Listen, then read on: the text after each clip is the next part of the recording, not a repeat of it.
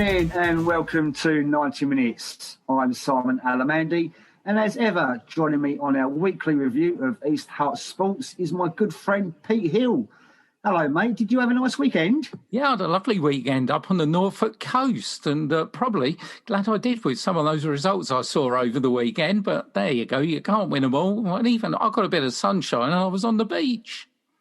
Yeah, it wasn't a great weekend for our clubs. Coming up half-time, we've got Hertford Hockey Club chairman Nik Bentley. And one other thing I do want to mention, Pete, I mean, we got a nice few followers over the weekend. Plenty of people followed us on our Twitter account at 90MinutesEHR. So I want to say to those people, if you are listening to this for the first time, welcome along. Absolutely, and we got a brilliant quote from Hoddesdon Town FC, which I will read a little bit later, which was really excellent as well about our coverage. So we'll come to that later. I'll tell you what, let's wind the clock back to Tuesday the 13th of October in the Isthmian League Division 1 South Central, and a bit of a wet and windy Hartingford Berry Park. And it was an absolute cracking local derby, this, I think. We were both there. It finished Hertford Town 1, Waltham Abbey 2. And here's the story of the match. Sam Fannian comes walking towards Ben Hurd, who waves him away now. And Ben looking with the right foot to, he is having a go and just wide of the target. Well, said it was a long way out, but certainly Jorgensen had to scurry across his goal there. Gordon looks determined in his approach here. Steps up to the ball, whips it in, and the ball bounces into the back of the net. Well, Waltham Abbey go in front. Hertford caught out from Waltham Abbey's first attack of the match. And I've got the feeling that the man that scored it might well have been the big central defender, Ryan Deere. Well, unfortunately, due to technical issues, we lost our feed for a while. And while that happened, Waltham Abbey went down to 10 men, with the goalscorer Ryan Deere sent off, being the last defender, pulling down Brandy Makuendi, who was heading towards goal. 5 minutes after Waltham Abbey were reduced to 10 men, though, this happened. High one, cross. Hewitt's got to go up and punch it out from underneath his crossbar. Header comes back in, it's got in the net. Billy Hollands has made it 2-0 to the 10. Hertford didn't watch him. And the veteran midfielder has made it 2-0 to Waltham Abbey. Well, set pieces have scored both goals so far for Waltham Abbey. What are they going to do with this one?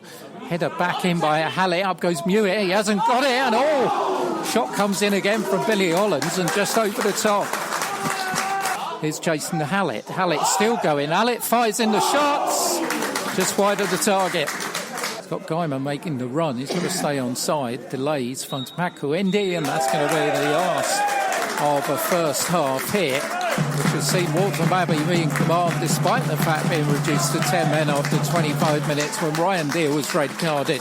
The goal's coming after 7 from Ryan Deere, and then on the half hour from Billy Hollands, making the half-time score at the park here. Hertford Town 0, Waltham Abbey 2.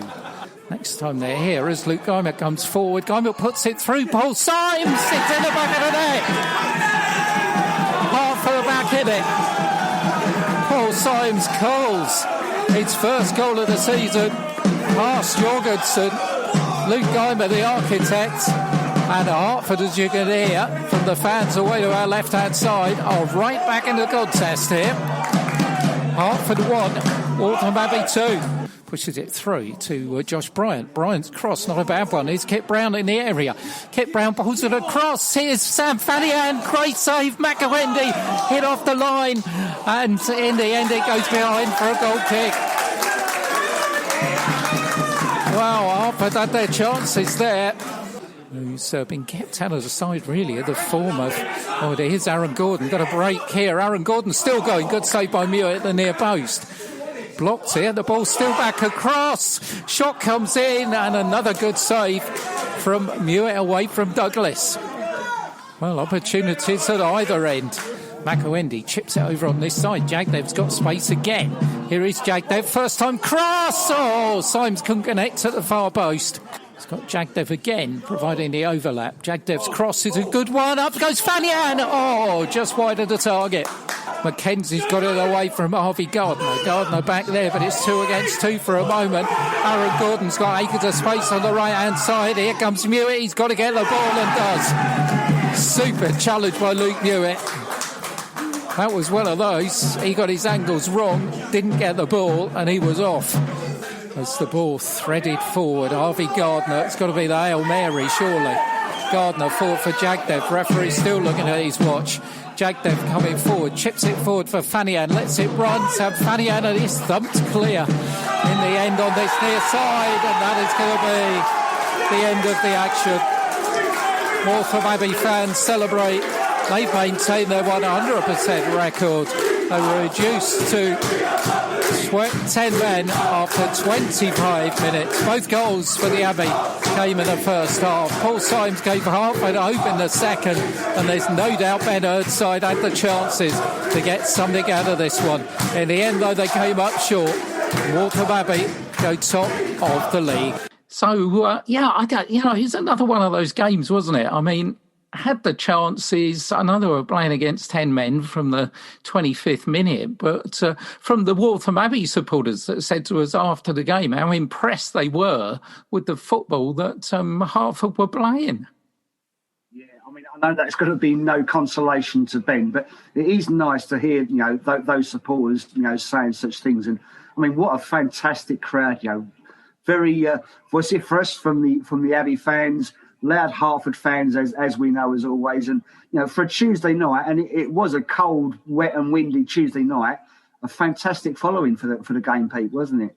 Yeah, great following. My left ear is still reverberating from that drum in it, I think. But, it was, as you say, well, we know what Ben will think. It's no good playing brilliant football if you don't win. But, that'll get a bit of a reputation. And put it in perspective, I mean, Waltham Abbey, with that win, played for 12 points, are top of the table. They've got some really experienced boys in there. And I've got this feeling that, they'll be there or thereabouts.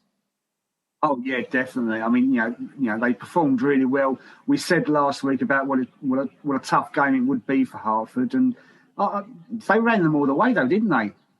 Yeah, absolutely. I mean, particularly in that second half, as you just heard. Let's have a look at the table then. Waltham Abbey went to the top, played 4-12. Bracknell in second, played 4-10. Ashford Town, Middlesex, what about that? Played 5-10. And Staines in fourth, played 5-10. They drew 4-4 with South Park on Saturday just gone. Hanwell in fifth, played 4 and 9 points. But who would have said that Ashford Town, Middlesex and Staines, who at one point last season were two of the bottom three, would find themselves in the top 5? I don't think anyone could have predicted that, could they, Pete? It's not at all. Not at all. And looking at our two teams, we're in 9th, played 4-6, and Hertford with the same record in 10th. On the same night, in the Southern League Division 1 Central, finished St Neots Town 2, Welwyn Garden City 3. Superb comeback by the Citizens, this, who were trailing 2-0 with only 8 minutes left. Without the injured George Ironton and Dave Keenley side, Nicky Ironton drafted in Ali Niji and Charlie Payne. Home side dominated the opening period, Charlie Crowley pushing Jake Battersby's header over the top. Pressure paid off, though, when Ryan Robbins half-volleyed home his third in 4 days. St Neots could have added to their advantage with Robbins, Battersby and Ben Warman all missing chances. Well, in at the break it was, though, but 13 minutes after the restart it was 2-0. Charlie Crowley spilling Battersby's cross and Ariel Emu reacting quickest to poke the ball home. Nicky Ironton cleared the bench, introducing Patrick Tishkala, Eusebio de Silva and Patrick Okwasi. And after Lee Close had seen his point-blank effort blocked, it was Eusebio who started a comeback, setting up Elliot Bailey for a tap-in with 20 minutes remaining. With 8 minutes left, DeQuell, Wilson, Braithwaite handled in the area, allowing Elliot Bailey to level the scores from the spot. spot. Comeback was completed 2 minutes after that when Lee Close headed home Patrick Akwazi's cross. An amazing night for the citizens, and what's better, not even a worm in sight. I mean, Pete, this was fantastic. I mean, this was going on obviously during, while we was at the Hertford and Waltham Abbey game, and we knew there was 2-0 down. The goals just kept coming through, and I kept pointing them out to you and announcing them. I mean, what a fantastic comeback. Absolutely brilliant. I mean, Nicky, as always, he took to Twitter and he said, unbelievable performance by the Welwyn Garden City boys. 2-0 down, 25 minutes to play, come back and win 3-2. The character of this side is absolutely tremendous. Goals from Elliot Bailey and the winner from Lee Close. All the best to St Neots for the rest of the season. Proud manager. And one thing, I saw Howard Stroud. He's obviously a big Welwyn Garden City fan. And he said, up to 5th in the league with games in hand. The most pleasing thing for me, got the win with 3 of our best players missing. DK, George and Jay. Come on, you Welwyn. Yeah, he's got a point. I mean, there are 3 players who would have been in that team, you would think, if they were fit. And there's some squad appearing there, and they really are an informed team. As he said, let's have a look at that table. Aylesbury United top it, played 5, 12 points. Barton Rovers in second, played 6, 11. Bedworth United, probably the surprise team in there in third, played 6, 11. Corby played 5, 9. But Welwyn Garden City, what about this? They played 4, so they've got games in the hand and all the teams above them, and they're only 3 points off the top with 9 points. So formed team. I mean, they had that horrible game at Wantage, didn't they? But ever since then, they've just picked themselves up, and they really are in great form. Yeah, like we've said before, they've had a bit of a stop-start to the season, which I'm sure hasn't helped them, but it doesn't affect the results at all, does it? Absolutely not. And let's move on to the Essex Senior League, where it finished Hoddesdon down 4, Walthamstow 2. Yes, 26 goals now in just 5 league games at the Stuart Edwards Stadium this season. Place to be if you want to see goals. And the Lily Whites putting a marker down that they will be a force to be reckoned with against one of the pre-season championship's favourites. Crowd of over 120, which is pretty good on a horrible midweek day. Witnessed the superb display by Simon Riddle's side. That's recovered from being a goal down after only 10 minutes, though. Jason Beck heading home former Lily White collar Scully's corner. Only took the home side 6 minutes to get back on level terms. Ollie Sharman's cross guided home by Fraser John. Both teams had chances after that, but it was Hoddesdon who struck again before the break. Cardan Campbell glancing Liam Mulligan's corner home 5 minutes before half-time. Walthamstow came out all guns blazing at the start of the second period, but the home defence stood firm, and the introduction of Ben Warrington-Carter on the hour proved a masterstroke.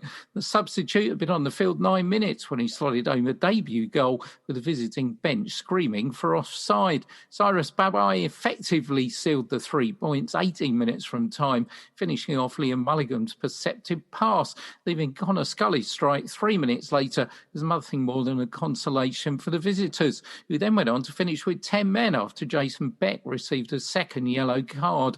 The hosts were also reduced to 10 men, though, in injury time when keeper Liam Nugent was dismissed for colliding with Callum Eby. Jack Riddle going in goal for the remaining few seconds and thankfully seeing them out for an excellent win. And on the same night, finished Salisbury Town 1, Redbridge 4. 21 conceded in 5 games now from the Robins after another disappointing night at Crofters. Visitors went in 1-0 up at half-time with a goal for Darnell Bromfield. Ayub Kadri made it 2-0 after 67 minutes. James Barlow scoring a third 7 minutes later, and Terry Amafeo completing the scoring in the final minute. Freddie Oakham got the goal for the Robins, who have now lost 4 of their last 5. On Wednesday, in the Bluefin Sport Insurance Development League, great start for Ware's youngsters. They beat Barking 4-0. Tommy Shepherd continuing his excellent run of form, scoring twice, with Ethan Daniels and Luke de Rubbo also on the score sheet. A day later on Thursday, Hertford followed suit in their first game in the competition, finished Heybridge Swifts 1, Hertford 4. Not such good news for St Margaret's in the FA Youth Cup, though, finished Bury Town 10. St Margaret's Shrewsbury 0. And in the Southern Counties Floodlit Youth League, finished Sawbridgeworth Town at 1, London Coney 2. Jesse Mugabe the goal for Sawbridgeworth. That brings us round to Saturday. FA Trophy action for our Step 4 teams. Starting in Sussex, Burgess Hill Town 2, Ware 0.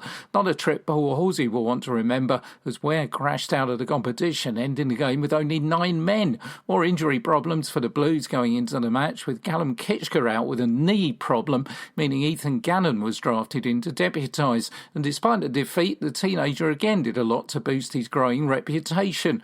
Where we're 2 down, though, after only 15 minutes. Aaron Smith-Joseph scoring the first off the underside of the bar, and the visitors failed to clear a corner. Ala Ushti bringing down Louis Downey in the box after there was a suspicion of handball in the build-up.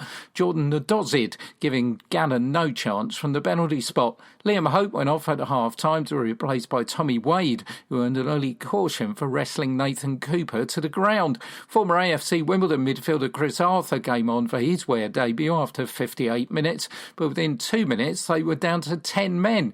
Tom Bruno received a second yellow for a high boot. Tommy Wade followed him 20 minutes later, taking the feet from under our own defender. Down to 9 men, it was game over and an early exit for the visitors. The only bright spot was both suspensions are competition specific, so won't cut in until next season. So while Ware were in Sussex, it was a trip to Kent for Hertford Town away at Faversham, where it ended Faversham 4, Hertford Town 1. An afternoon that had started brightly for Ben Hurd's young team when Sam Fanian gave them a lead after a sweeping move with just 8 minutes gone. Lead didn't last long though, Matt Bourne powering home a header from a corner. Hertford were forced to make an early change with Luke Geimer limping off to be replaced by Brandy Makuendi. Home side went in front 3 minutes from the break. Kelvin Ogbo slotting home a penalty to make it 2-1. Number 3 came after a long throw, caused havoc in the Blues box, allowing Harry Harding to make it 3-1. Sam Fanian and Ben Wayman had chances for Hertford after that, but Harding added his second of the game in the last minute before Hertford's poor afternoon was completed by a second yellow card for Chris Goslin. So another one of our local players saw red, another disappointing defeat. Yeah, especially after taking the lead, 1-0. But it's Ben said to us last week, he didn't know a lot about them. Obviously, he had them watched, but I don't know. It gives them a chance to concentrate on the league, doesn't it? I mean, we know from speaking to Kit the other week, they have been having games, Saturday, Tuesday. So, let them concentrate on the league and, get a good result there. Well, hopefully so. After the game, Brian Jennings caught up with Ben Hurd, so this is what Ben thought. OK, here we are in the Faversham dressing room. Ben, your thoughts on this one? Rubbish. Just that? Yeah, I want to be a bit more constructive. Really disappointed today after taking the lead. Really well as well. Really well-worked goal. Pleased for Sam because he scored in open play for the first time as well. It was just a really good move and a really good goal basically. And then you felt like we've got our tails in front. We've done a bit of homework on them. I've spoken to a few people about them. So we had really good information about them. We knew they'd sit deep. We knew that. Had they scored the first goal, it could be a difficult afternoon because they basically soak up a lot of pressure and just sit deep and not really come out and play really. So to get the first goal was a real boost for us. And certainly the sort of game plan, if you like, really helps us. But then to go, we also had good information that they're strong from set pieces and they're strong from throw-ins. And their left side of centre half is the best header of the ball. And we just don't mark him. We had all the information that it's done before the game, but I need to see more responsibility from players, that it's the ownership to go, I'll take him, I'm going to go and win the battle with one of their better headers of the ball and not concede. And the goal came shortly after our goal, and it took the proverbial wind out of our sails, if you like. But it affected us more than I'd like. And then the penalty is just silly. Where is the penalty? Where it's not. It doesn't need to do it. It doesn't need to have a bite. It doesn't need to fish for the ball at all. Just stand there, be a good defender. Just jockey him. You don't need to go and try and win the ball. Just naivety. And then you're 2-1 down and never done anything in the game. 2 set pieces and you're out. You're 2-1 down. You're like, wow. And then you come out the second half and you think, okay, 2-1. We can get still in the game, well in the game as well. And then the third goal again, throw in. Don't mark properly. And 3-1, I think it really sunk us. And then I was really disappointed after that with our reaction, because I felt we weren't down tools or anything like that, but we didn't have a goal. We weren't, we weren't competitive basically after that third goal. So I want to give it. It's been an okay start.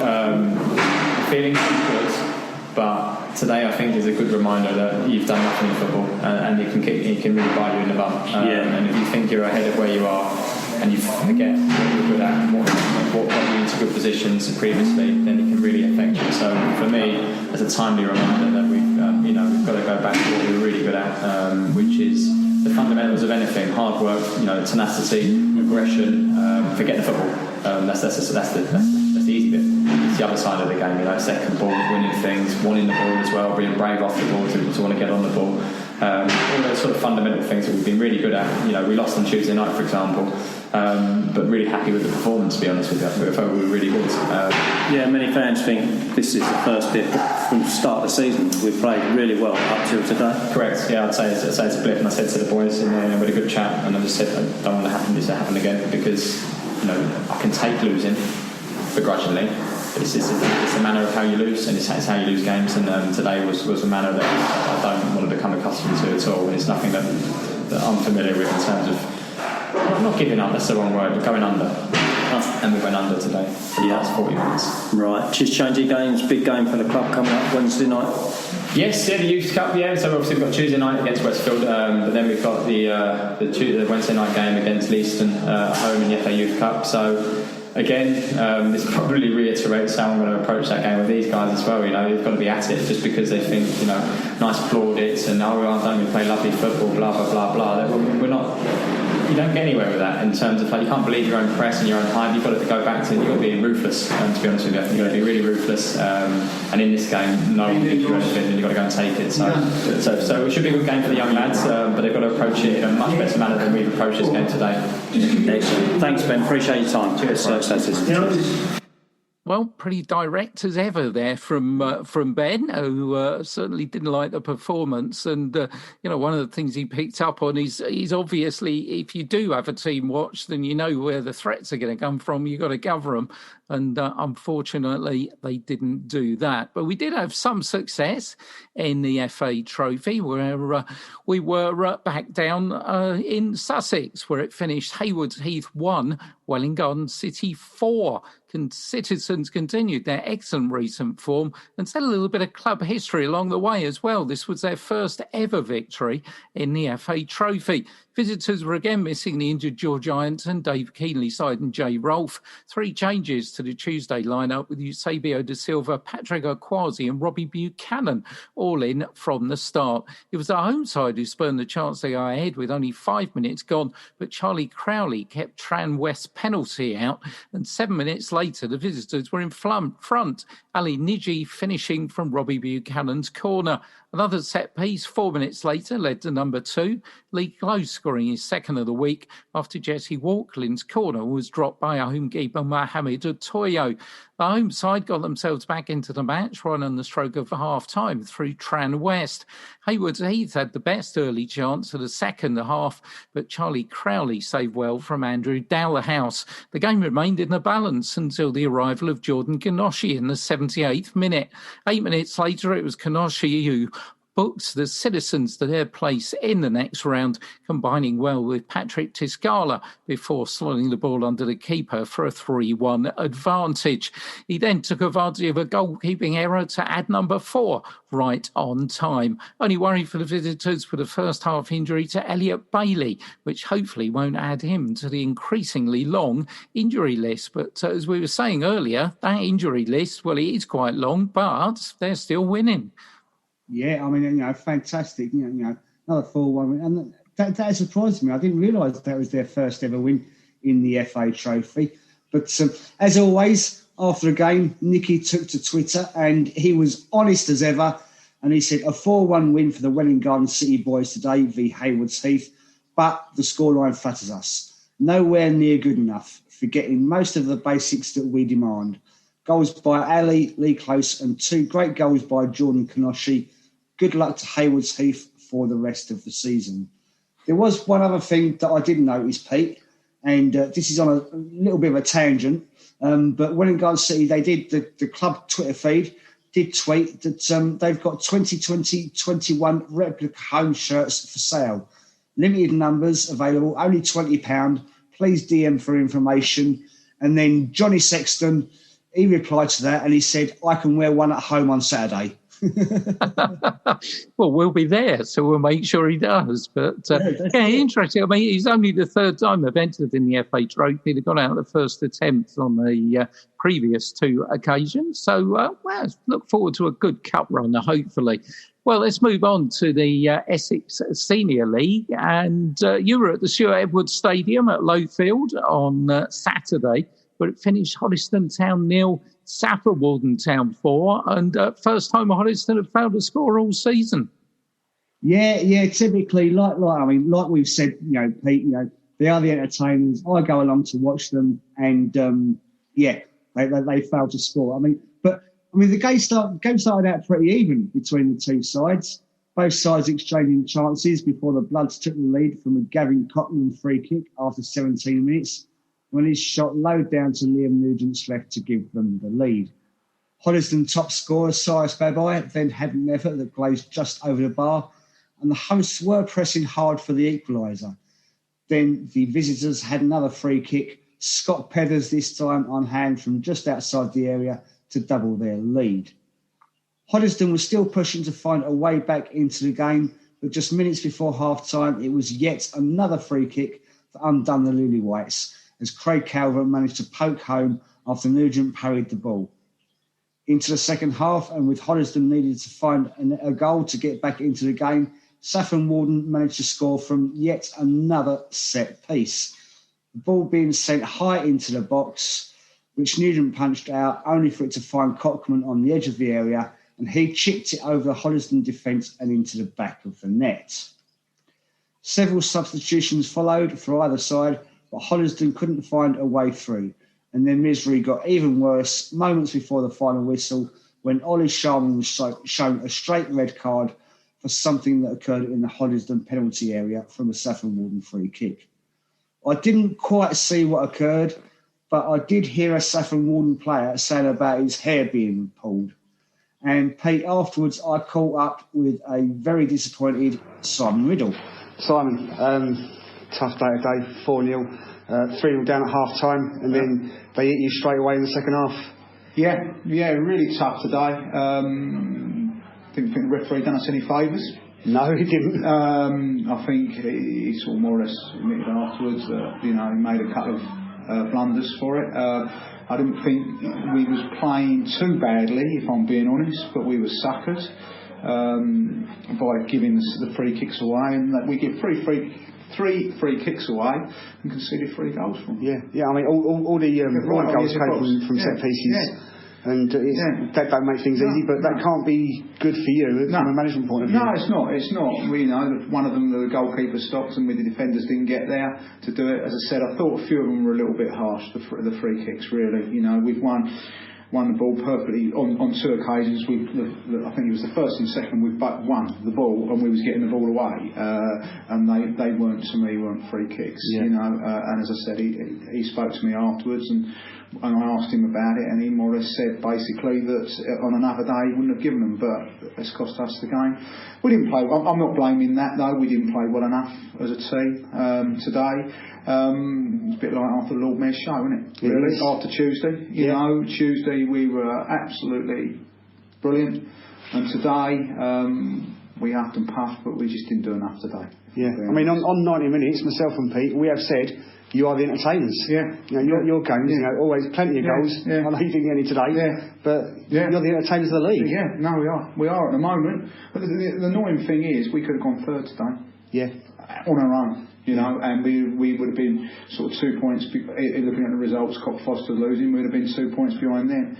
And we've just, they're an experienced side, Saffron Walden, you could see that, an experience, and that's, we don't sort of always cope and they're a very direct side. Not taking anything away from them. They're well organised. They're good at set pieces and everything. I've taken nothing away from them. They thoroughly deserve their win today, as far as I'm concerned.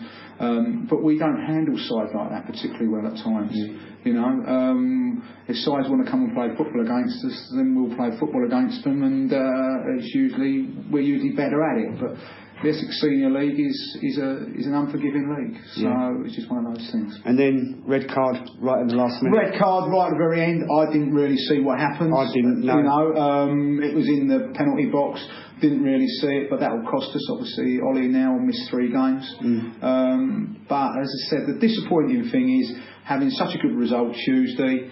And then we thought we could back that up, but we haven't done today. It's as simple as that. It's like chalk and cheese. We've not played so well today. Now we've got to dust ourselves down and on Tuesday against Redbridge. I mean, and also the sad thing is, I think that is we hadn't lost for about 6 games, 6 on the bounce. I think it was. I think we've lost 1 out of 8. I think as far as I'm. That's it. And like you say, you've got Redbridge on Tuesday, and then you move on Sawbridge Town local derby on Saturday. Yeah, and it's Saturday. Yeah, so you know. Hopefully we can rectify it and get back to where we are, you know, because if you've seen us, we've got a good little side here, and we are, you know, and play some good football. Just today's just a little step back for us. That's it. Put it down as one of those. Put it down. Hopefully, put it down as one of those games. Lovely. Thanks very much. No worries at all. Good luck, mate. Yeah, thank you. Yeah, Simon, understandably disappointed. We did say it's a young side. It's going to be a bit up and down. And Saffron Walden Town, one of those sides that everybody's looked at and said, they'll be there or thereabouts at the end of the season. Yeah, of course. I mean, they've had a tough start. I spoke to some of their fans at the beginning of the game, and I spoke to their videographer as well. So I would like to say, hello, Pete. I hope you're listening. He asked for, who we are on Twitter and, how to follow us. And so hopefully he's listening. But, it was a tough game. And like Simon said, after I spoke to him, put that on the back burner and, get going next week. And talking of Twitter, that tweet I was talking about in the intro from Hoddesdon Town, who tweeted, unfortunately, I can't make the game this afternoon, so for updates, please follow the always excellent 90 Minutes, who will undoubtedly have all the angles covered. So thanks to them for that, and I will take absolutely no credit, because it's Simon who does all that stuff, and I'm totally lousy with a camera. But the thing is, Pete, you do the commentary. I do, the Twitter work and the camera work, and fortunately for us, because they were set pieces, I managed to get 3 of the goals on camera. But I mean, like I said to Simon when I spoke to him, he was so disappointed that all 4 of their goals came from set pieces. Yep. Teamwork, that's what we do, and they need to do a bit more close marking, obviously. On the same afternoon, down the road, finished St Margaret's-Bury 1, Stansted 3. Comfortable win for the visitors in the end, but it could have been different if Carl Roberts had taken advantage of Andy Greenslade's early assist instead of seeing his effort well saved by Jarvis Monk. Stansted took the lead after 33 minutes. Connor Hammond heading home Nick Reynolds' cross. Could have been 2 a minute before half-time, but Iman Olajibi saved superbly from Ryan Ramsey. It only took the Airport men 3 minutes second period to double their advantage, though Hammond striking again, slotting the ball home. The Bury, though, bounced back almost immediately. Skipper Don Massey powering a header into the net from Kirk McPherson's corner.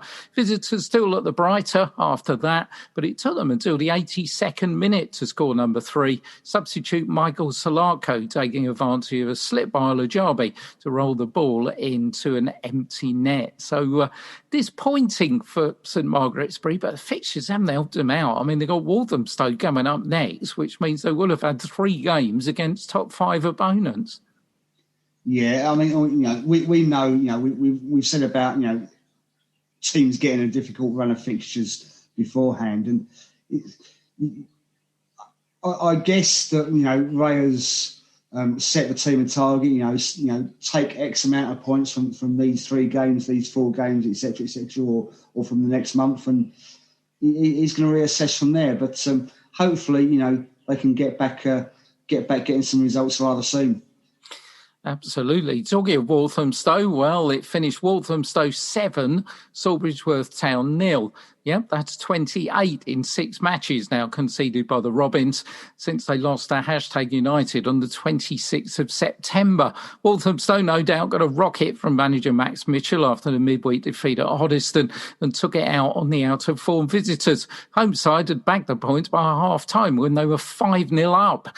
Callum Abey and the returning Dwayne James both notched a brace, with John Clements thumping the other one home in emphatic style. Abey completed his hat-trick in the second half before player-manager Max Mitchell completed the rout with a bullet from the edge of the area. Could have been even worse if Vinnie Murphy had not been denied by the woodwork.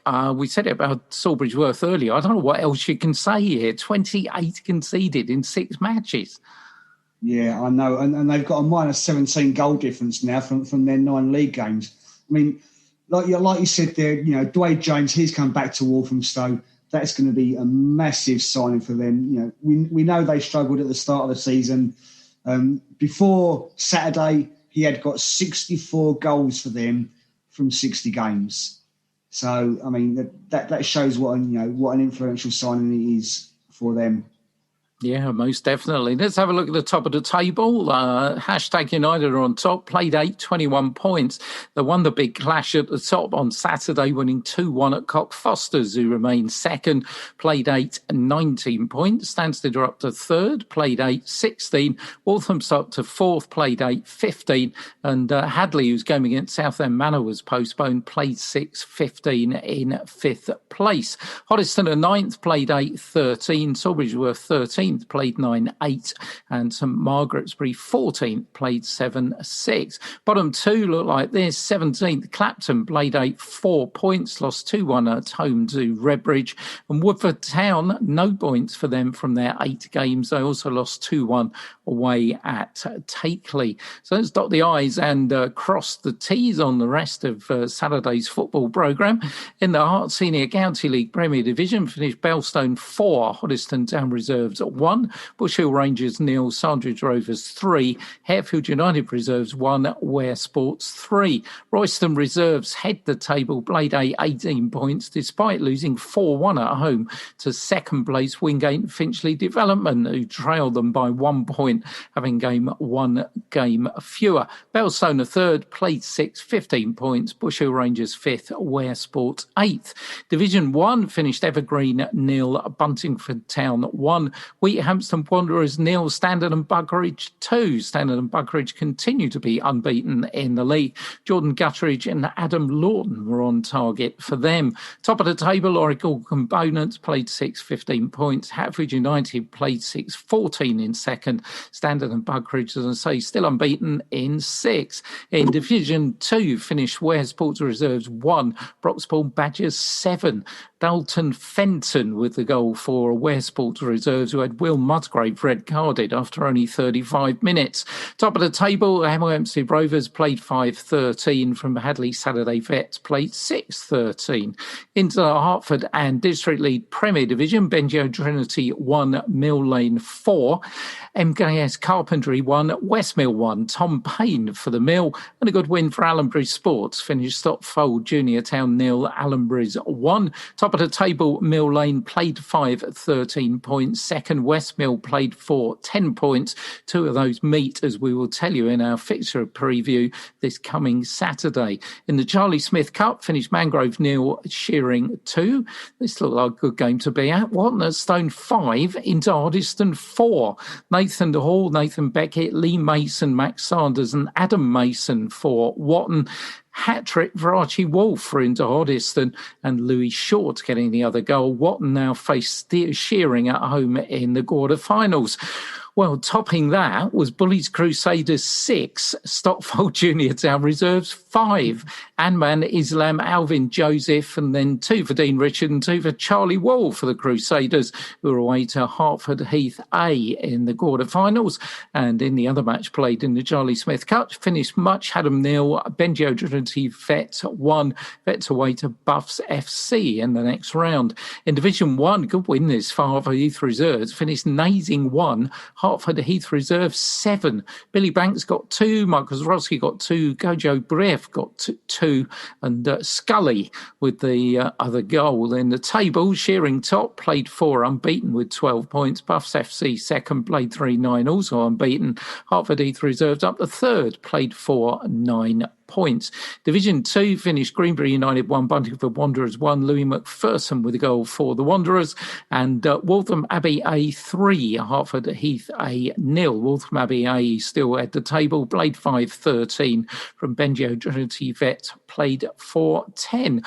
Hockey with the men's Eastern Region Division 2 South finished Harpenden 2, Hertford 3. Old Loutonians 3 still at the table, perfect from their 4 games. Shelford 2s in second, played 4-10 points. Hertford in 6, played 4-7. In Eastern Region Division 3 South West finished Welling Garden City 2, Burke Hampstead 2. Couple of goals in this one for Creighton Napoleon for Welling Garden City. Top of the table, Letchworth played 4-9 points. Burke Hampstead played 4-8. Welling Garden City up to 4th, played 4-7. The ladies in Eastern Region Division 2 South West unfortunately continue to find it hard going. Finished Bishop Stortford 2's 4, Hertford 0. Crosssticks head to table, perfect from 4. Blue Hearts in second, played 4-10 points. Hertford in 9th, played for 1 point. There was also basketball in the L Lynch Trophy. Finished Oakland Wolves 80, Hemel Storm 107. Evan Walsh top scored for the Wolves, 33 points, 5 rebounds and 3 assists. Jordan Santiago weighing in with 14 points and 6 rebounds. So that was all that happened in sport on Saturday. There's been a bit of football transfer news. As expected, one move from Ware. Williams Dankwa's gone to FC Romania, joined Ware in 2018-19, made 40 appearances, but he only appeared twice this season. And Danny Wickenden's gone back to Chalfont St Peter after failing to make a competitive appearance for the Blues. Well, Ware have signed Chris Arthur, 30-year-old midfielder who played league football for Northampton, AFC Wimbledon and Crawley. Last season at Gosport Borough in Southern League Premier, but he's a local lad of sorts because he was born in Enfield. So a little bit of movement in the Ware squad there. Yeah, a bit of movement for Ware, and also Welling Garden City. Eusebio da Silva, he has left there. According to Nicky and the club on Twitter, he got an offer he couldn't refuse. It was closer to home. As yet, we don't know where he's gone because they're waiting for that to be confirmed out of respect for him. In other news, Pete, I don't know if you saw the how it started, how it is now thing on Twitter, but there's a new one which is called The Stadium and the Owners. And there have been a few funny ones, as I'm sure you can imagine. But I did see Andrew Bennett. He posted one of the MK Dons Stadium and with Ware under 18s as the owners after their cup win last year, which was a great post. And I will say that Andrew Bennett, he's now over at Georgia State University. Oh, good luck to Andrew over there. The FA Vase draw, by the way, was made in the week as well. First round, Walsham Willows against Hoddesdon Town. Walsham Willows, if you're wondering where they're from Suffolk, and they play their football in the Eastern Counties League Premier. And that game, which we will give a very close eye on, will be taking place on the 31st of October. There's also been a bit of clarity from the FA on the new COVID guidance, because obviously we've had the 3 COVID levels introduced by the government and the very high local COVID alert level, of course, which, we hope we won't get into here at the moment. But if we do, then it's going to be bad news for spectators, unfortunately, and non-league football, because as far as we understand, the fixtures will still be able to go ahead. The players will be able to travel, but fans will be discouraged by the FA saying that do not travel into or out of very high tier 3 areas. So say fingers crossed that we don't have to worry about that. Yeah, I think it's all a bit up in the air at the moment, isn't it? And no one quite knows, what they can do and what they can't do. So hopefully, hopefully it doesn't apply to our area. But if it does, there will be some clearer guidance. One thing I do want to say, Pete, we did put a tweet out during the week that we are after people to get involved with us in helping out with our coverage. You know, we want some local dedicated sports fans go along to games, get some interviews, you know, write a report for us, etc., and just help us, you know, to cover our teams more and more. Yeah, it'd be absolutely great. You know, if you want to do that, brilliant. Be great to add to the team. Be great to add to our coverage. And you know, you can DM us certainly on Twitter, and all the details are up there on our Twitter feed. Well, just before, we've got Nik Bentley coming up in a minute. We've got a half time coming up in a minute. But the Premier League were ones that were given the nomination on our Donut of the Week award, which will also be coming out a little bit later, for this ridiculous $14.99 watching matches paywall, as they call it. Well, someone has worked out that it will cost you actually £3,399 to watch all 170 games, which are not covered by one of the existing broadcasters on their broadcasting agreements. But Australian broadcaster Optus Sports have gone even better, because they've revealed the full price breakdown for fans if they watch every minute of action this season in Australia. So watching every Premier League game in the UK will cost you £3,399. Watching every Premier League game in Australia will cost you $139 Australian dollars, which is equivalent to £76.43. They have worked out for the money, the £3,399 that you'd have to pay in the UK, you could fly to Australia, stay in a Bondi hostel, spend all summer at the beach and watch every game of the Premier League on Optus Sport, although they do say quarantine sold separately. Well, hey, that does sound tempting, you know, just to spend the summer on Bondi Beach watching Premier League football, but I'd rather stay and watch our non-league football, mate. Yeah, so would I. Let's bring on the referee.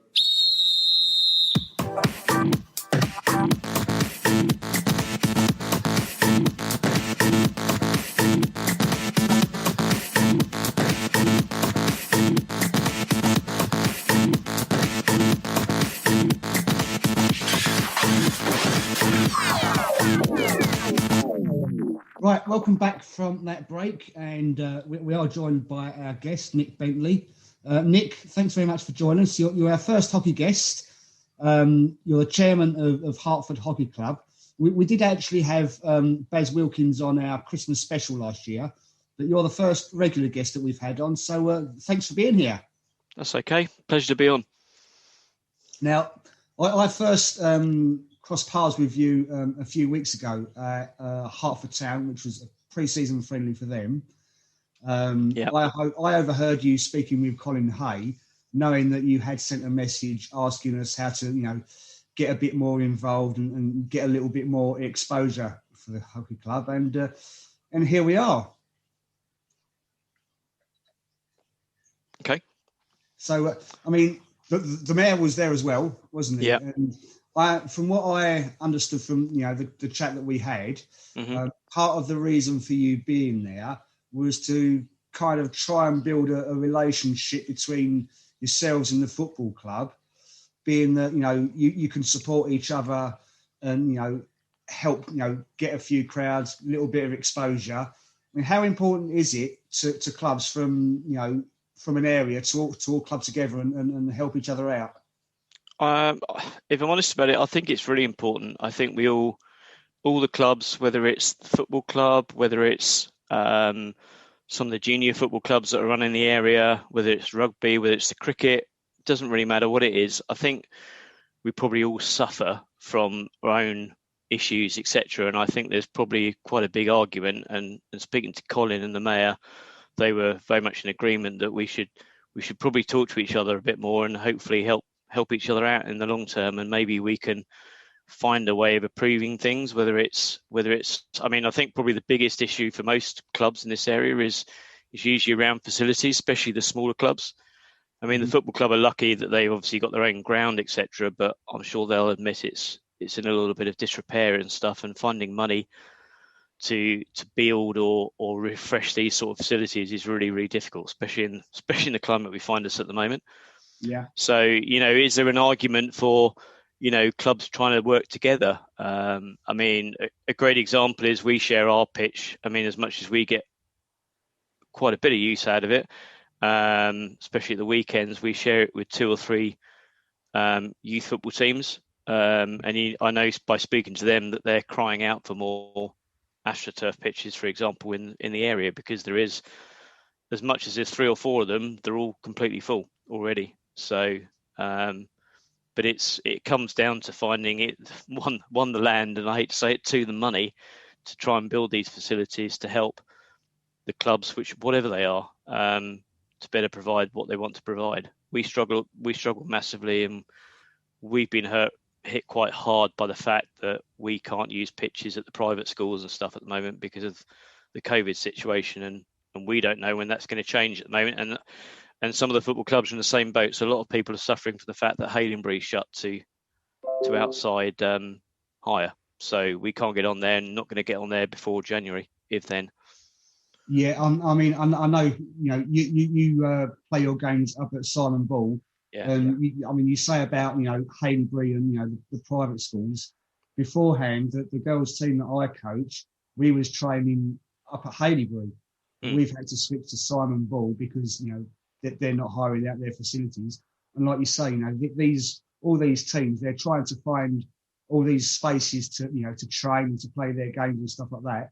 So there are fewer spaces for everyone to go to, and it's a case of getting in while you can and when you can, isn't it? Yeah, absolutely. I mean, we've lost quite a lot of space up at Haileybury, and I mean, it's probably had less of an impact on our senior side of the club, but certainly our juniors now, we're only over 250 kids under the age of 16. So trying to find space and enough space for them and time for them to better train at an adequate level. We've got some very talented players, but obviously they need to practice. And the coaches want more time, but they also know at the moment, our hands are tied in what we can do, which is very frustrating for everybody, unfortunately. When you're trying to build a club and be fairly successful, you want to try and improve everything bit by bit, and the pitch piece is, I hate to say it, is really hurting us at the moment, unfortunately. But unfortunately, they're not something you can put down in 5 minutes unless they're already there. So it's not a case of just magically bringing one up and being able to use it, which is a shame. And Haileybury, to be fair to them, they've always been really supportive of us. And I think quite a lot of the clubs around here. So, I understand why they are where they are at the moment. And, it's certainly not a criticism of them. And they've been very good with us as a hockey club, and we've got a very good relationship with them in general. So, it's where we are in society at the moment with the current pandemic. It's just hurting us, unfortunately. But I also know we're not as badly off as other clubs in the county, that some of them are only just getting back on their own pitches now, whereas at least we've had Simon Ball since sort of June, July time. And what is, you say you've got a great relationship with Haileybury.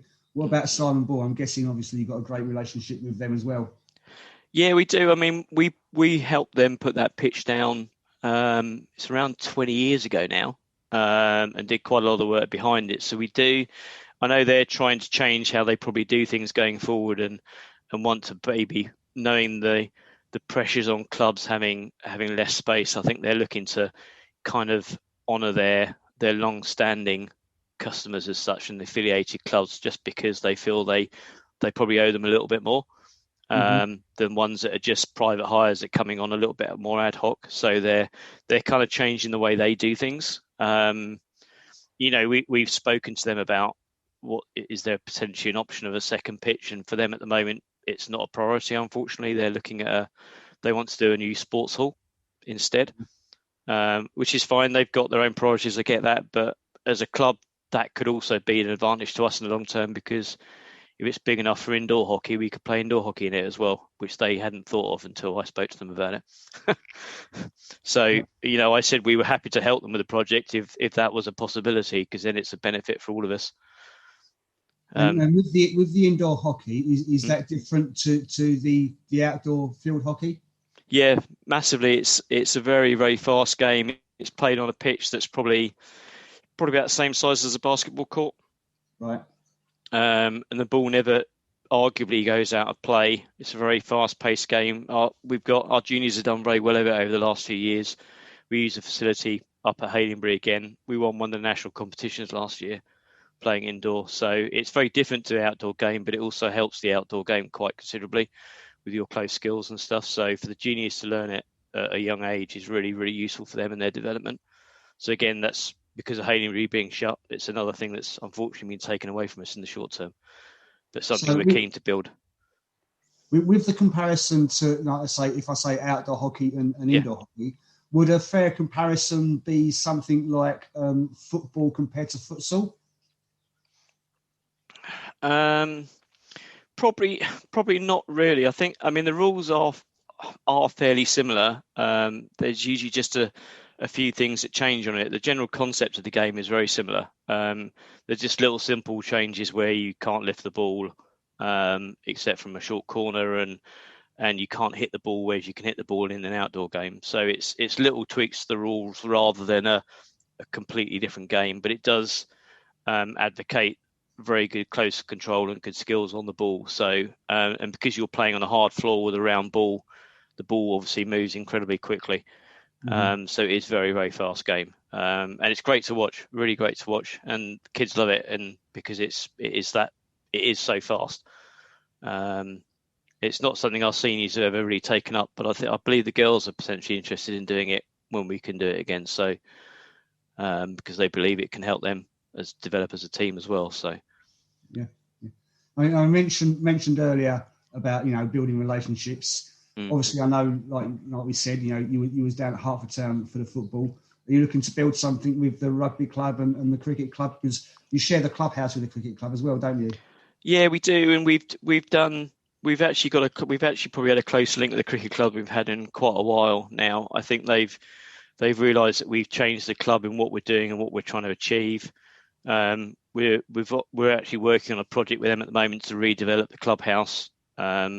We've just done the kitchen. The next bit is we're going to redo the bar and just make the place, from my perspective, for both clubs, a nicer place to be. It's just a little bit, like everywhere, it gets a little bit run down. It just needs to tidy up and to make it look nicer. And, for the cricketers in the summer, it'll be nice to have a place, if we get back to normality, that people are welcome. They can come in, they can have a drink, they can sit and watch the cricket and make it a nice place to be. So it's a benefit for clubs all the way around. It's a bit of investment, but the bar's been the same as it has for 25 years. So it's just run down. It's just old. Nothing more than that. It still works. Yeah.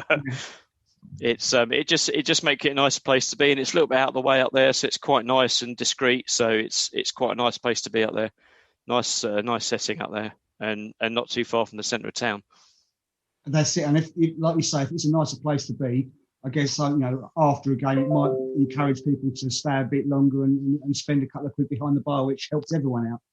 Absolutely, and we've as a club, we do have a very social club. It's very family orientated to an extent.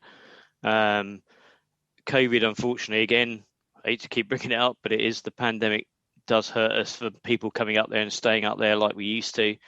Quite often on a Saturday night, you'd have some teams just sit up there as a group and sit there drinking, having a bit of and watching a bit of television, having a bit of a laugh together, playing a few games.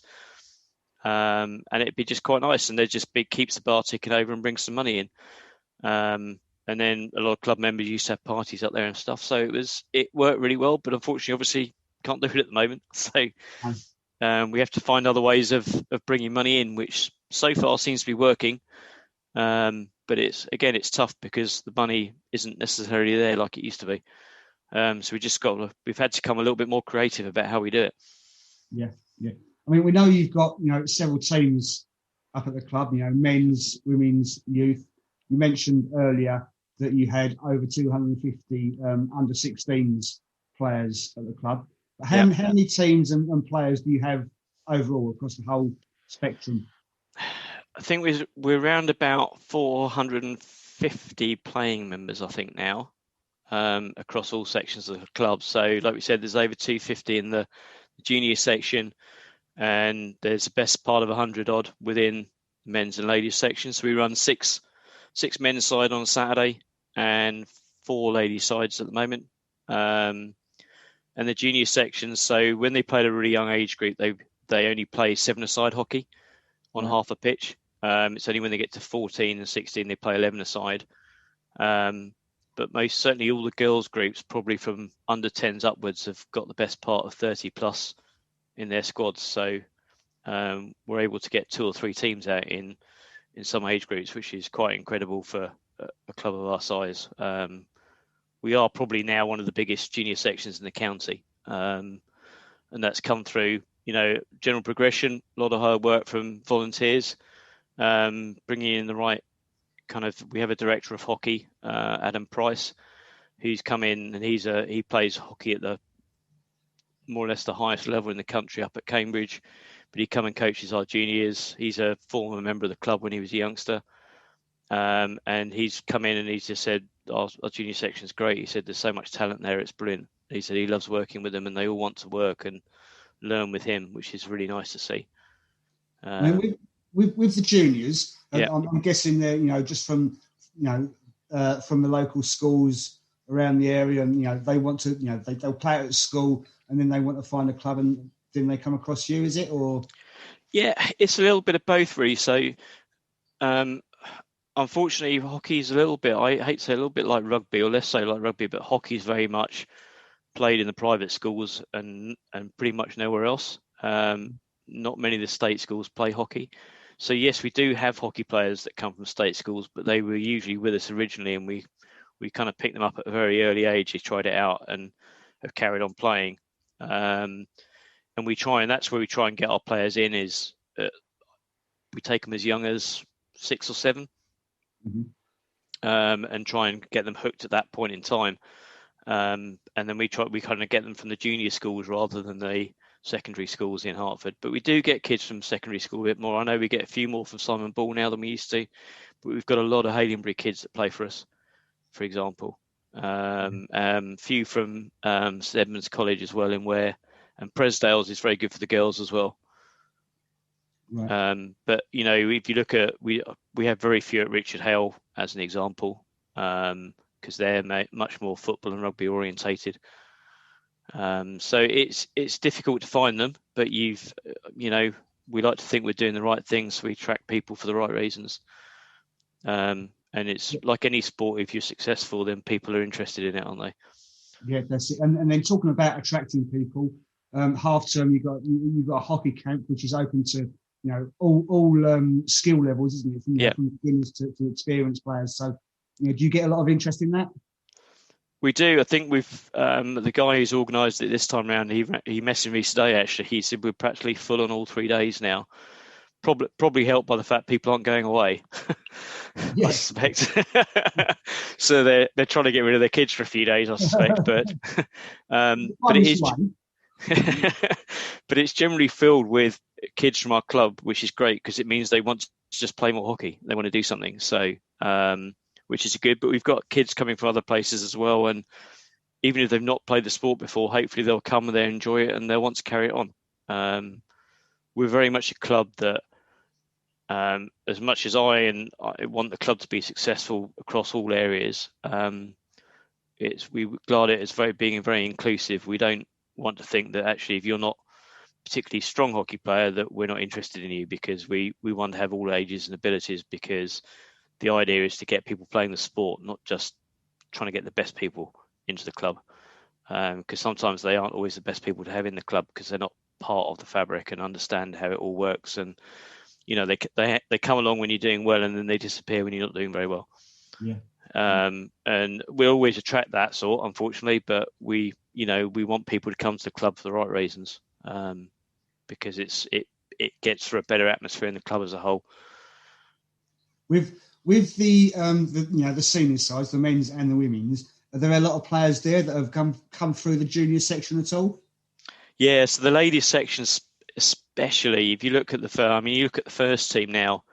I would probably say over half of it now has all come through the junior section. And even, especially if you just look down the whole of the ladies section,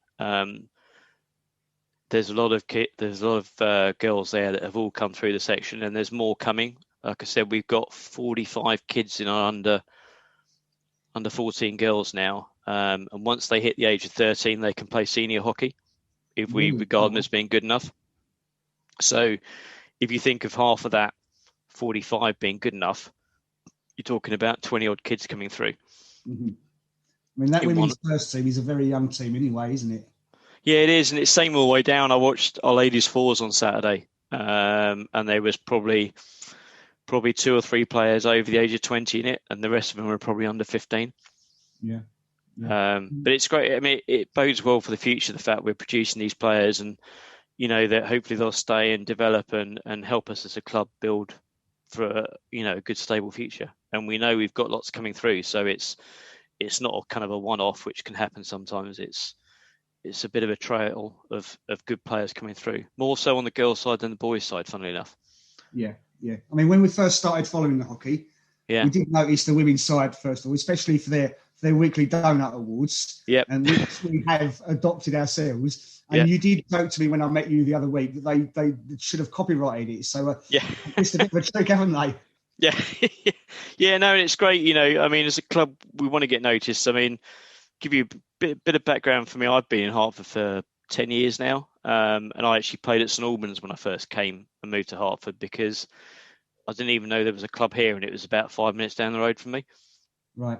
And it's only because I bumped into a mate that was at St Albans, and he said he was going back to play at Hertford, and I didn't even know there's a club there.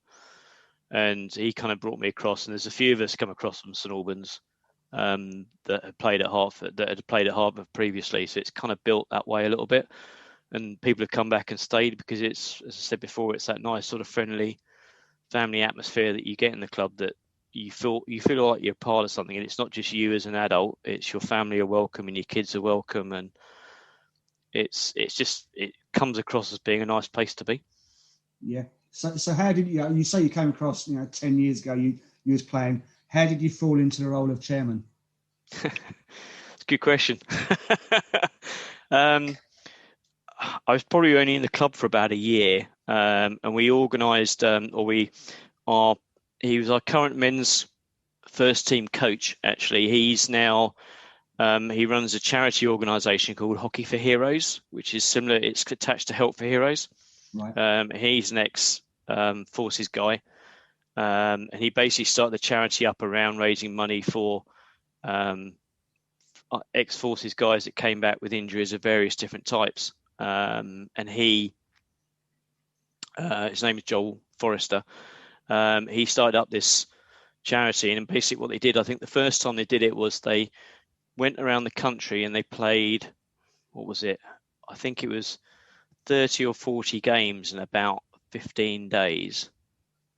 And we held an event at our place because obviously he had a connection with the club, and they played 4 games that day, and we had a massive charity event. We raised loads of money for them. And we got quite a few people up from town that came up to it because it was a bit more of a national charity. Mm-hmm.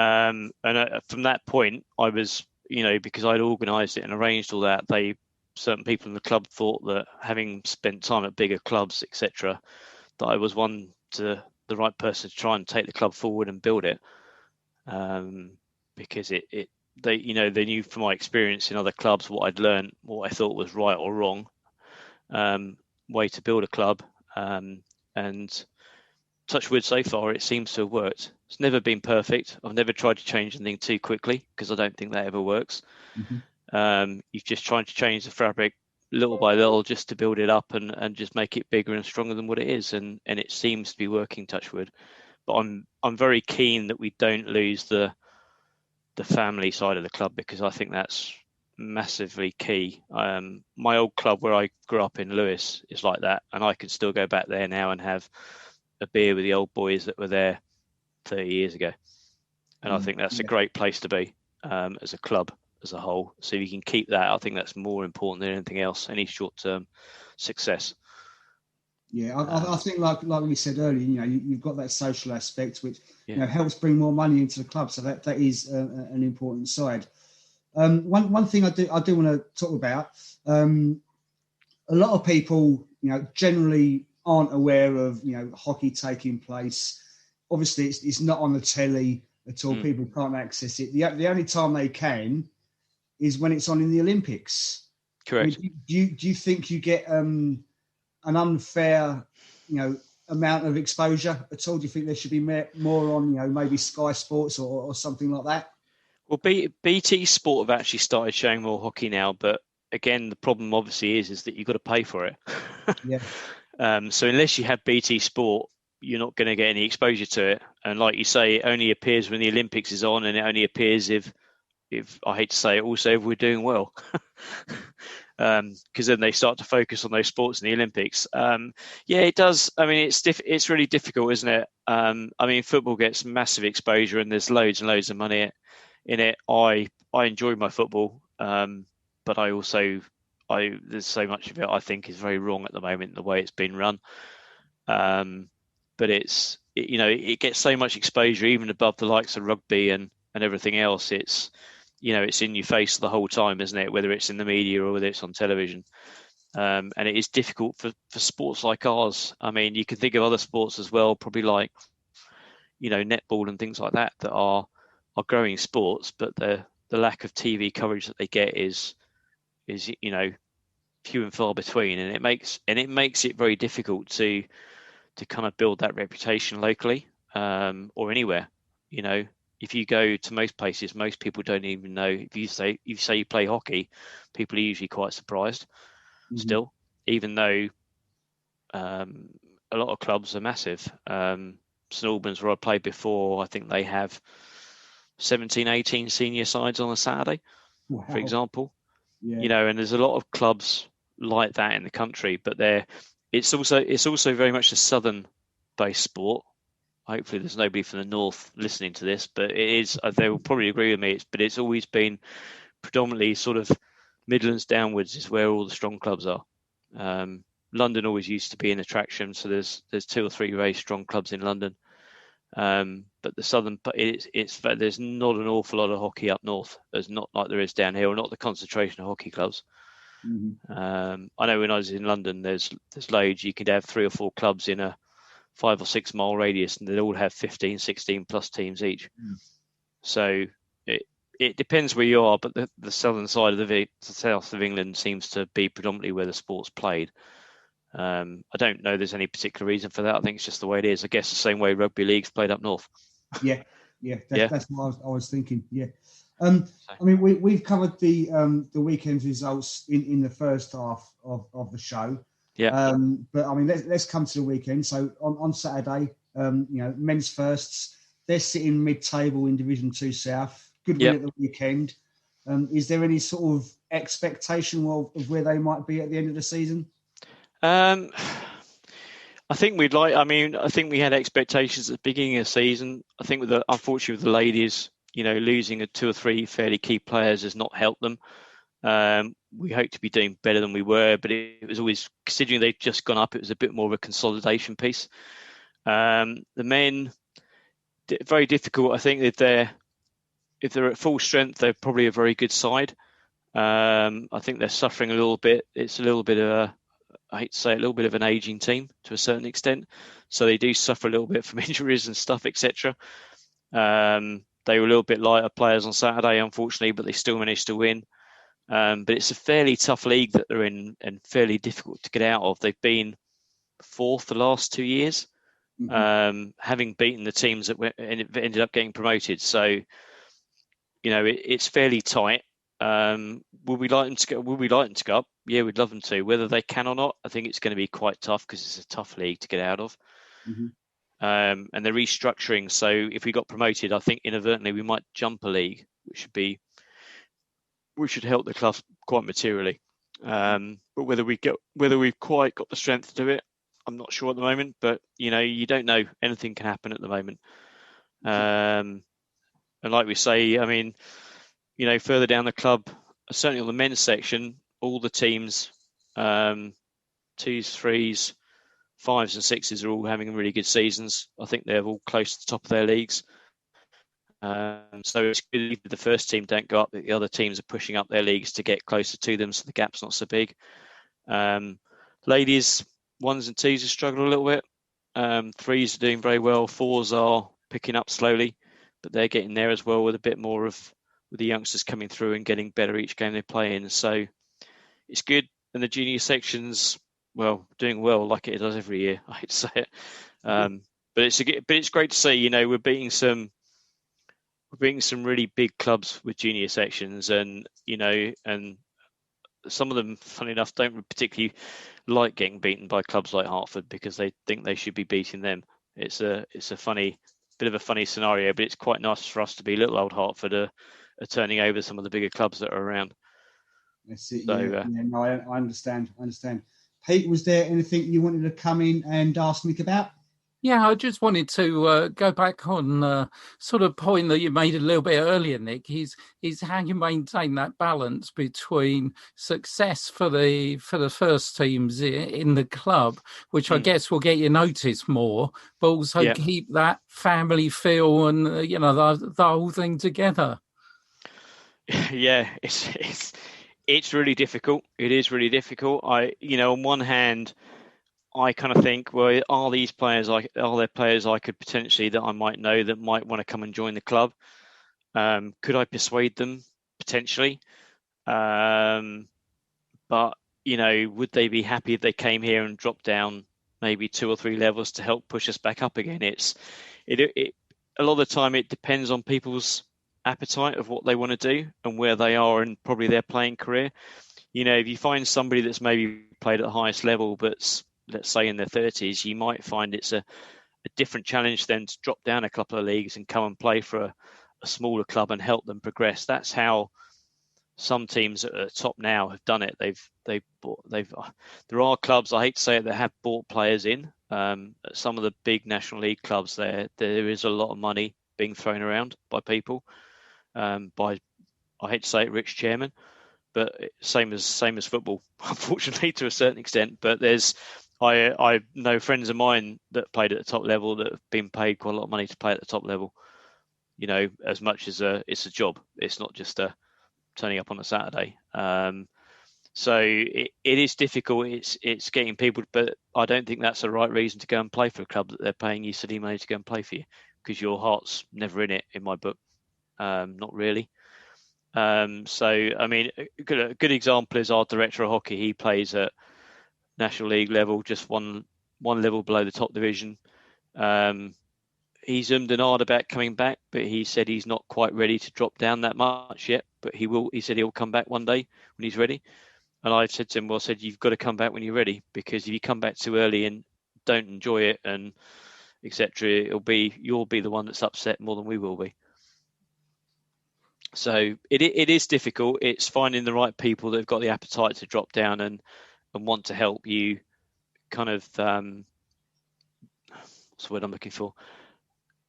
Fit into your ambition and what you're trying to do and help you work with you to get to where you want to be. So, we're not that far away from where you want to be realistically. I think if our men's ones, for example, went up a division, I think we'd be in one of the highest divisions we've ever been in as a club.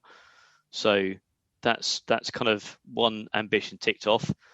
Could we get up to a top level? I think there's a few more things we need to get in place before we need to get there. It's one thing getting there as a club, but you need to have the facilities, you need to have everything underpinning it all to do it, unless you're financing it from a money perspective. And that doesn't really work if you're doing it back to front, in my book. You've got to have it set up in the first place. Simon, it's quite interesting. That's why I actually really like what Ben Hurd is doing at Hertford, because I think he's building it the right way, and trying to build a club from the bottom up. Yeah. And I think that's what you need to do if you want any sort of longevity in what you're trying to do.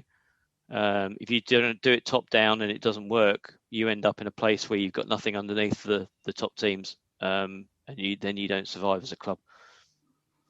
Yeah, so, I think you're absolutely right. We've seen that happen certainly in the non-league football world. And I just want to say thanks for coming on. It's been brilliant to talk hockey. We really love following it. And, I really think it's positive, the links between the local clubs as well, which can, not only help sport in the local area. So hopefully we can do what we can to carry on promoting it. Well, if I'm honest about it, I've got no idea how many of our members listen to this show, but I listen to it when I can.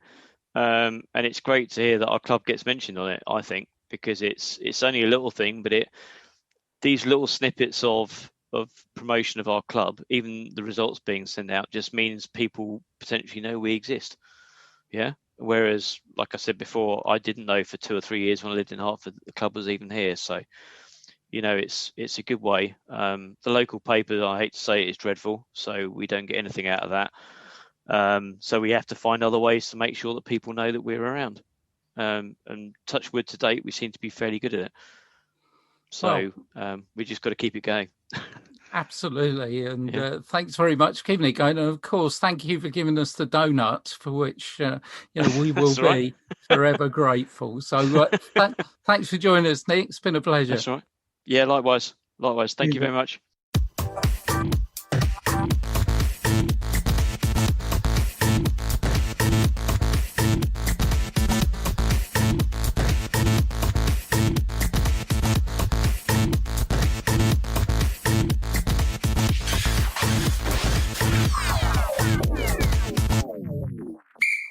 Right, thanks to Nick for that chat. Absolutely fascinating. Really good to hear from him. And, we adopted the donuts from them. Let's go on to that, Pete.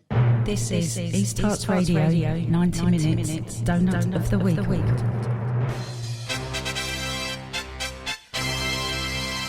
The winner from last week, and I think this was a given, really. The winner from last week was St Neots Town with 51.8% of the vote. Thanks to everyone for voting, by the way, because this was the most votes we've ever got. And Pete, I think the Welling fans might have had something to do with that. Oh, I'm sure they wouldn't comment at all. I'm sure there was no geographical bias in that voting whatsoever. But well done, the Worms.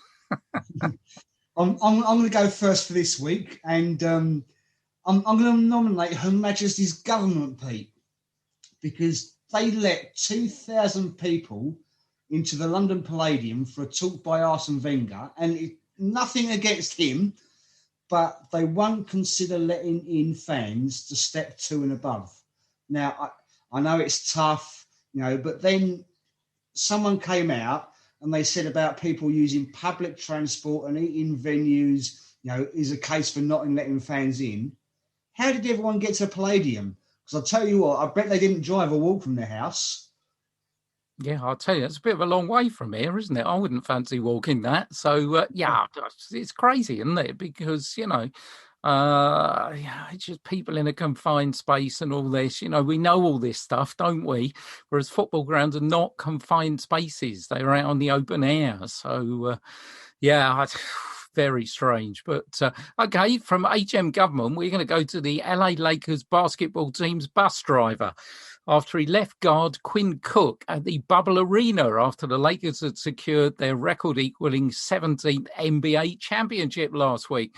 The rest of the team happily boarded the bus to go back to their hotel, and it wasn't until they're halfway back there that they realised that the 27-year-old had been left behind when someone said, "Here, where's Quinn?" And he was standing at the side of the road, having been left behind by the team bus. I imagine he might have been thumbing a lift, Pete. Yeah, I think so. He'd be a big fella, wouldn't he? Basketball, so you wouldn't miss him. My second nomination, I don't know who to address this to, but I'm going to say it's for a rogue agency, because someone tweeted this that they said it was on their friend's Facebook page. Okay, so the post went like this: it said, "Thank you for sending me your CV. Based on the information you have provided, we would be very confident we can secure you trials at step 5. Teams here would pay up to £250 per week. We would target the teams near the top and those looking for promotion and take into account their budget and typically send players to the teams with the highest budget. Your CV looks strong, So we would also send to step 4 players. We would also send to step 4. Players here earn up to £500 to £600 per week. We guarantee you trials at 3 clubs. You pay £250 now. Once done, your trials are guaranteed. We then market you out. Once we have interest from 3 clubs, we get back to you. In order to release the information we gather, you then need to pay a further £500. Pete, I mean, come on. That's ridiculous. Who's going to fall for that? The thing is, right, they go on to say, as a business, we take no percentage of players' wages as we believe those should be of sole use to the player. I mean, God, that's nice of a minute. Thanks. Yeah, after you've had 750 quid, then yeah, I mean, it's not the Arthur Daly agency, is it at all, or something like that? It might well be. Yeah, and people, by the way, I'm sure all our people listening do realise, but if you don't, Step 5, Essex Senior League, yeah, absolutely, and the Spartan South Midlands, and there are other leagues available, as they say. Okay, from there we're going to go at the top of the tree because I'm sorry, I'm having another go at the FA Premier League. It's been announced that the government have brokered a deal that will see National League clubs receive 10 million from the National Lottery.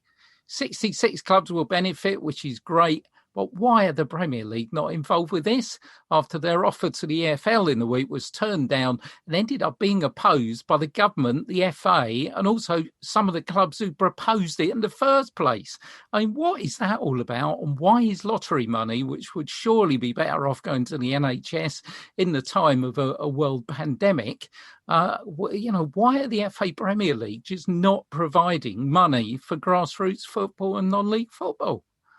No, this is one thing I don't understand. I mean, like you say, National Lottery is supposedly meant for local national charities and things like that. I don't want my percentage of whatever I pay for a lottery ticket to be going to that. That should be coming from like you say, from the Premier League. Well, no, we could, the National League is the top of non-league football, but I'm sure we could name some clubs there that are playing pretty silly wages at the top end of non-league football as well. And that 10 million is going to just, line a few chairmen's pockets who have been paying silly money at the top of non-league football as well. So kind of double whammy there. Just don't sit right at all. Well, yeah, I mean, that's the sort of thing that, comes into their own fault, though, isn't it? And, that's the case of, club management and stuff like that as well, though, isn't it? Oh, absolutely. We're not naming any names, but we won't do. And there are some very well-run National League teams as well. But anyway, that's the 4. So, the government and the FA Premier League, the Arthur Daly agency, as we'll call them, and the LA Lakers bus driver. Let's go on to women's football, Pete. And in the Beds and Hearts Women's Football League in the Premier Division, Hartham United ladies 0, Oakland Wolves 5, and Hearts Vipers 5, Garston ladies 2. Bex Edge, Rachel Wall, and guess who got a hat-trick, mate? I can hear champagne corks popping, I think. You can indeed. It was Nikki Jancy with a hat-trick for her in the league there. So Vipers, they are top. They've played 2 6 points. Oakland Wolves are second. They've played 2 4 points. Hartham United, they're down in 9th, which is unfortunately bottom, played 2 no points. In Division 3, our local derby saw Buntingford Town ladies. That was 2-1 victory over Bury Rangers women. Becky Lewis got the first goal for Buntingford. I'm not quite sure who got their second. And Katie Deeprose got the Bury goal. Top of the table there is Oakland Wolves Reserves. They've played 2 and got 6 points. Flitwick Eagles are second, played 2 6 points. Bury Rangers women, they're in 4th, played 2 3 points. And Buntingford Town ladies, they're in 5th, played 2 3 points. Let's have a look at the Golden Boot for the women. And it's Nikki Jancy that's tied top. For the Vipers, she's got 4 goals, as has Becky Lewis from Buntingford Town. And Christina O'Connell from Wadson Park Ladies, she's got 3. Going to be interesting, isn't it? We'll have a look at the Golden Boot for the men before we do the performance of the week. And not much change, really. Carl Roberts has been joined.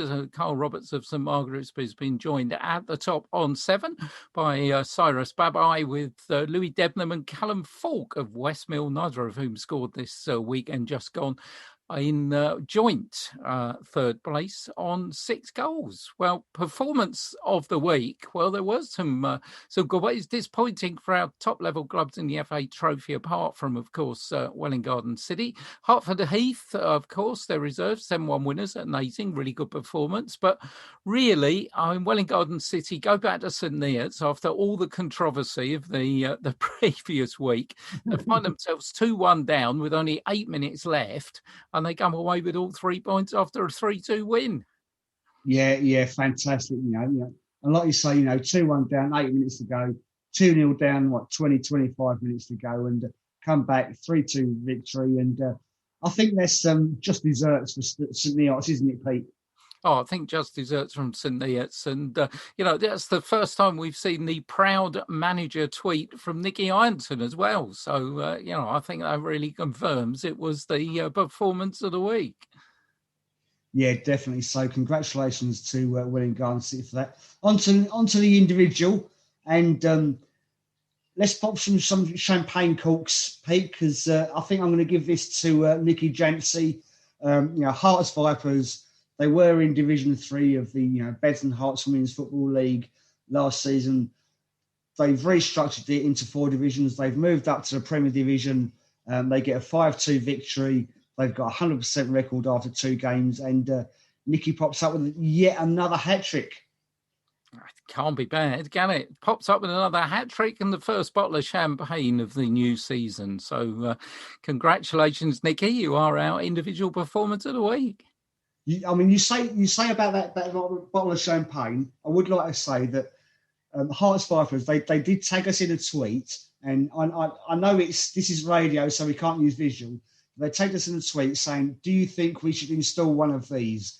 And when you go into like an office block and you see one of those big water towers where you can get yourself a cup of water, which is 25, 30 litres full of water. This one was full of champagne, and I think they might need to instill one of them, Pete. I think they're going to have to get one pretty quick, aren't they?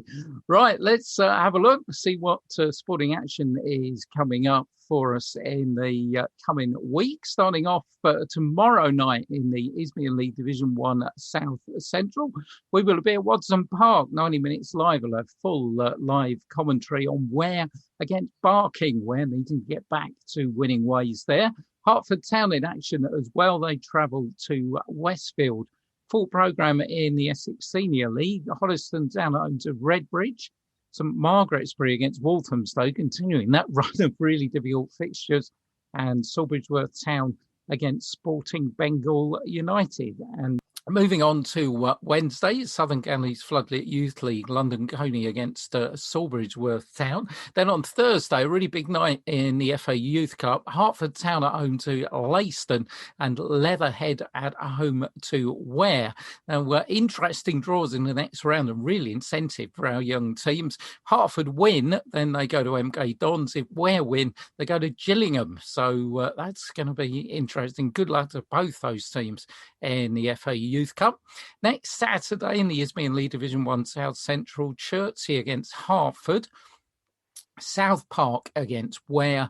In the Southern League Division 1 Central, we will be at the Hearns Lane, where Welwyn Garden City are taking on the Kempston Rovers. A chance to try out the commentary platform that everybody seems to be pointing us towards at Welwyn Garden City. So be interesting to clamber up there and watch that one. On the same day in the Essex Senior League, Sawbridgeworth against Hoddesdon, Takeley against St Margaret's. Hart Senior County League Premier, Bush Hill Rangers own the Cuffley Seniors, Colt Foster Foster's reserves against Welling Garden City under-23s. Hoddesdon Town reserves against league leaders Royston Town reserves. Sandridge Rovers against Ware Sports. Division 1, Bunningford Town against Bushy Rangers. Hinton against Hertford Heath. And in Division 2, Ware Sports reserves against Sandridge Rovers reserves. And then in the Essex Olympic League Division 5, there is the B181 derby between Roydon and Epping reserves. Going to be absolutely massive game, so Roydon tell us. So we'll look forward to that one with interest. In the Hertford District League Premier Division, Allenbury's against Bengio Trinity. Top 2 meeting, Mill Lane against West Mill, Ware Trinity against MKS Carpentry. In Division 1, Elizabeth Allen Old Boys against Albury, Hertford Heath reserves against Shearing, Watnett Stone against Thunderidge United. In Division 2, Bengio Trinity Vets against Waltham Abbey A, Buntingford Wanderers against Mangrove, Hertford Heath A against Bullies Crusaders, Inter Hoddesdon against Greenbury United, Stockfold Junior Town reserves against Much Haddam. Hockey, Eastern Region Division 2 South, Hertford at home to East London Twos. Division 3 South West, Welling Garden City, difficult game. They've got the league leaders Letchworth Twos at home, and the ladies Eastern Region Division 2 Southwest also have got the league leaders Cross Sticks at home. On to Sunday, and in the women's fixtures in the Beds and Hearts Women's Football League Premier Division, Chipperfield Women will be hosting Hartham United ladies. In Division 1, Sherrard's Wood ladies will be visiting Hitchin Town ladies. Division 2, Garston Ladies Seniors against Hearts Vipers Development, and Stockfold Junior Town Ladies against Watton Ladies. In Division 3, it's Bedwell Rangers Ladies against Buntingford Town Ladies, and Bury Rangers Women are home to Oakland Wolves Ladies Reserves. Well, it's flown round and almost time for the referee to make an appearance. Thanks to Nik Bentley. It was great to talk a little bit of hockey. And we'll catch you out and about in the week. If you're going to Ware on Tuesday night, tomorrow, we will be there for the game against Barking, or we'll catch you at Welling Garden City against Kempston Rovers on Saturday. Yeah, it sounds good. I'm looking forward. Another week full of action for us, Pete. And I shall see you tomorrow night, mate. I'll see you tomorrow night. Thanks for listening, everybody. Cheers. Good night.